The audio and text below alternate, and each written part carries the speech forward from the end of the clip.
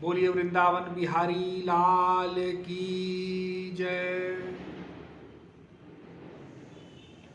भगवान श्री कृष्ण के जितने भी अवतार हुए हैं उन सब में सबसे अधिक मधुर अवतार ये वृंदावन बिहारी जो यादवेंद्र सरकार हैं, स्वयं श्री कृष्ण हैं, उन्हीं का है।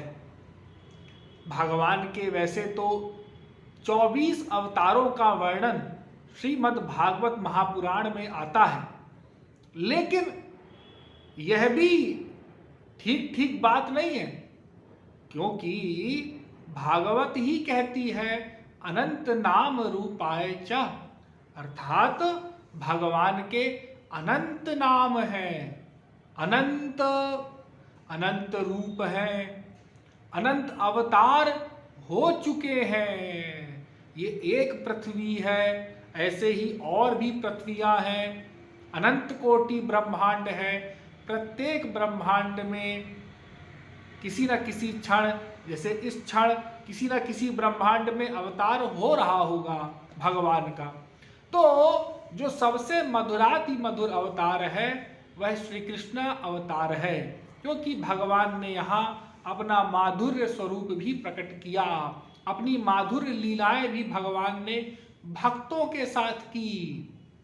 और श्री कृष्ण लीला में भी जो ब्रज की लीला है, जो वृंदावन की लीला है, वह सबसे मधुराति मधुर है।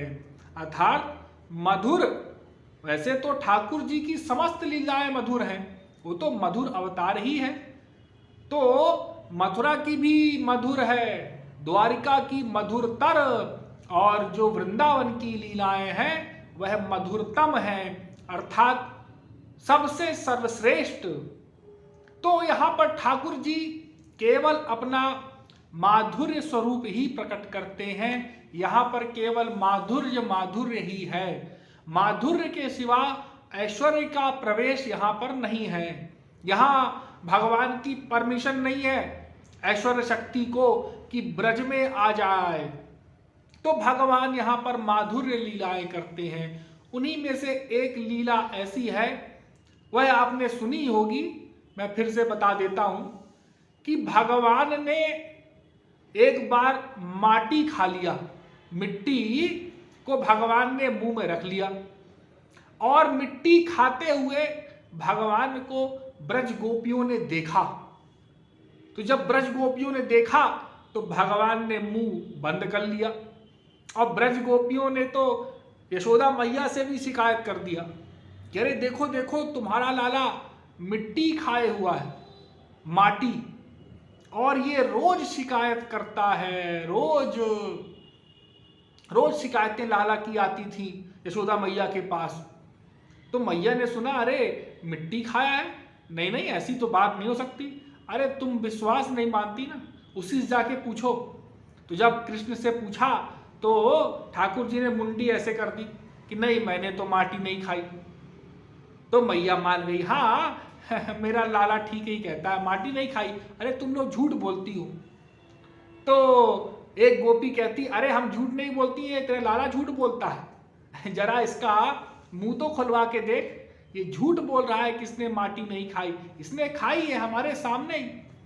तो जब भगवान का मुंह खोलने के लिए मैया ने कहा कि अरे लाला मुंह तो खोल के दिखा, तो भगवान ने सोचा, अरे अब तो हम पिट जाएंगे।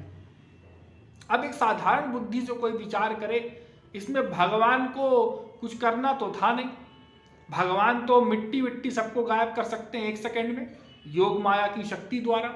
लेकिन भगवान घबरा गए यहाँ पर, और वास्तविक घबरा गए, ठीक ठीक घबरा गए भगवान। तो घबराते हुए ठाकुर जी ने मुंह खोल दिया कि अब तो हमारी पिटाई होगी, और जब मुंह खोला तो आंख बंद कर ली, आंख बंद करके मुंह खोल दिया। तो मैया ने देखा कि इसके तो मुखमंडल में अनंत कोटि ब्रह्मांड है, अनंत सूर्य, अनंत चंद्रमा, अनंत कोटि, कहीं सृष्टि हो रही है, कहीं प्रलय हो रहा है। जब यह सब देखा तो उसको विचार आ गया कि अरे ठीक ही लोग कहते थे कि यह तो ब्रह्म है, यह तो भगवान है। उस बिचारी मैया भोली भाली को चक्कर आ गया, वो बेहोश होके गिर पड़ी।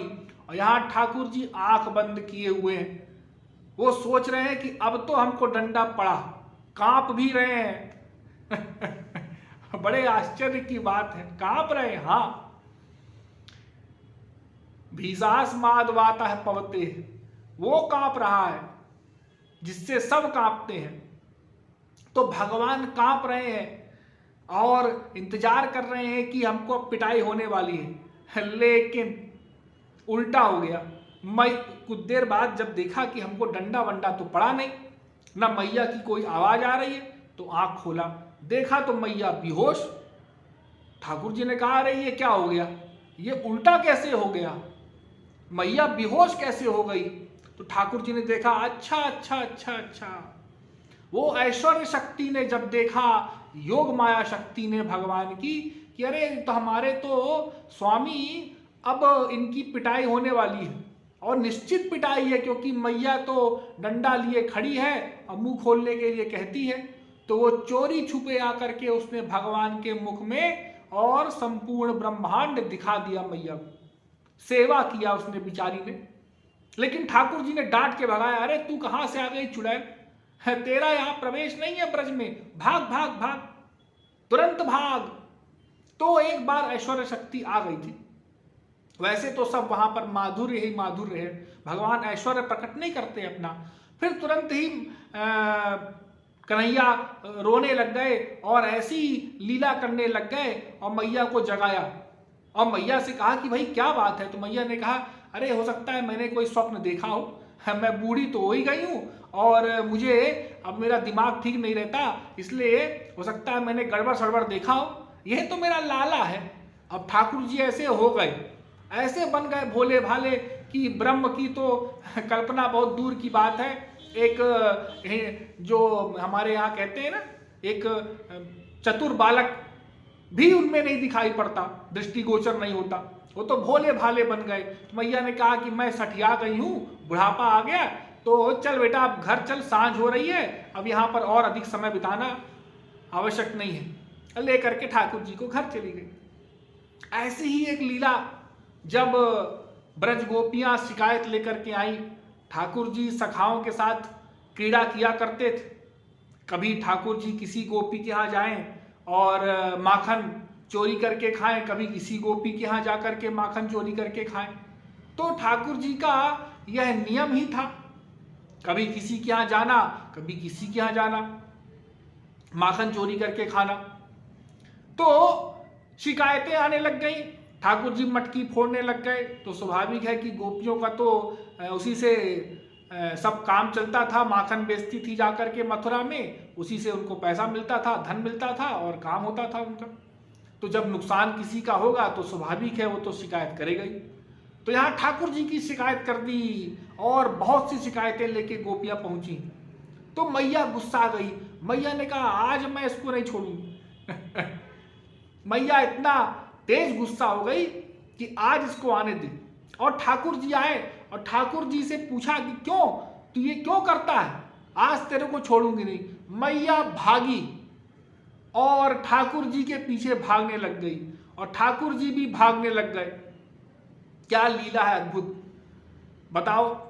जिस ब्रह्म को पकड़ने के लिए सब योगी मुनि तपस्वी ध्यान लगाते हैं, वो ब्रह्म को पकड़ के पिटाई लगाने जा रही है।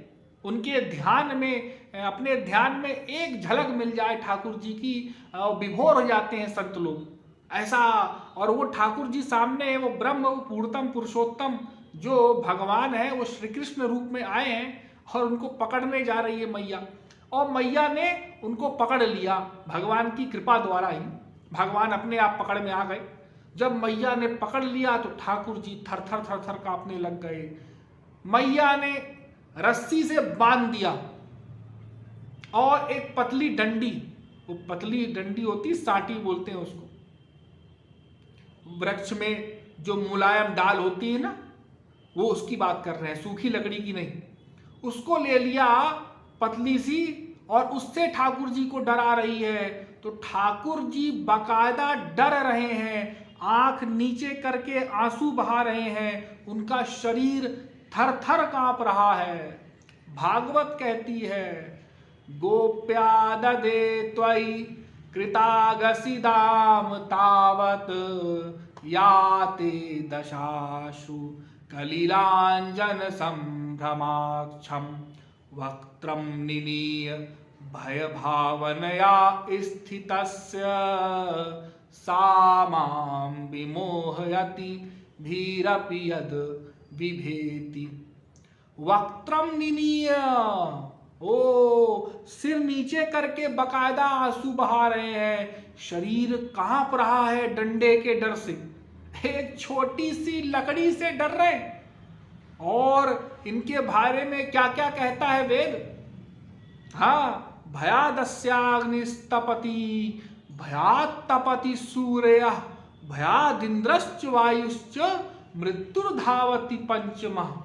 अर्थात इनके भय से अग्नि, सूर्य, इंद्र ये सब कांपते हैं। भगवान की भ्रिकुटी टेढ़ी हो जाए, यमराज भी कांपता है, बड़े बड़े कांपते हैं। वो एक छोटी सी लकड़ी से डर रहे हैं। हाँ, यही तो लीला है, यही तो भगवान का भक्तों के प्रति प्रेम है, जो मैंने पिछले सत्संग में भी बताया था कि भगवान वैसा ही प्रेम करते हैं भक्त से जैसा भक्त भगवान से प्रेम करता है। भगवान वैसे ही बन जाते हैं जैसा भक्त होता है। भगवान बिल्कुल छल कपट नहीं करते कि हम तो अपनी पर्सनालिटी में रहेंगे जी, हम तो भगवान है, ये हमको डंडी से लेके डराएगी। भला ठीक है, हम पुत्र बन गए, लेकिन हम डरेंगे नहीं ना। यहाँ एक्टिंग नहीं है। कोई कह दे एक्टिंग कर रहे होंगे भगवान, अरे भगवान डरेंगे? लीला ना, बकायदा डर रहे हैं, ठीक ठीक डर रहे हैं। यही तो ब्रज प्रेम है, यही तो ठाकुर जी का प्रेम है। तो ठाकुर जी की लीलाएं मधुराति मधुर हैं और ऐसी अनंत लीलाएं हैं, कहाँ तक वर्णन करें। सखाओं के साथ भोजन करते हैं। कैसे भोजन करते हैं? आजकल के सखा भी एक दूसरे से ऐसा भोजन नहीं करेंगे। कोई अमीर हो और कोई गरीब हो, एक ही साथ पढ़ते हो, एक ही मित्र हो। यदि उसके टिफिन में बढ़िया बढ़िया पराठा पूड़ी होगा और उसके में सूखी रोटी होगी तो वो उसकी रोटी नहीं खाएगा, वो भला पराठा खा ले। लेकिन भगवान यहाँ पर, भगवान के पास कितना धन था। अरे 10 लाख तो भगवान के पास गाय ही थी। और उस जमाने में एक एक गाय की सींगों पर बकायदा चांदी के रत्न, उनके गले में रत्न, उनके पैरों में खुर चांदी के, तमाम सोने चांदी हीरे जवाहरात वो पहने हुए, मड़िया पहने हुए गाय। और कोई चोरी नहीं करता था। कोई सोचे कि चोरी कर लेता होगा कोई, ना, ऐसा नहीं हुआ करता था पहले। तो 10 लाख तो गाय थी, तो कितना घी मक्खन होता होगा आप लोग कल्पना नहीं कर सकते ठाकुर जी के पास।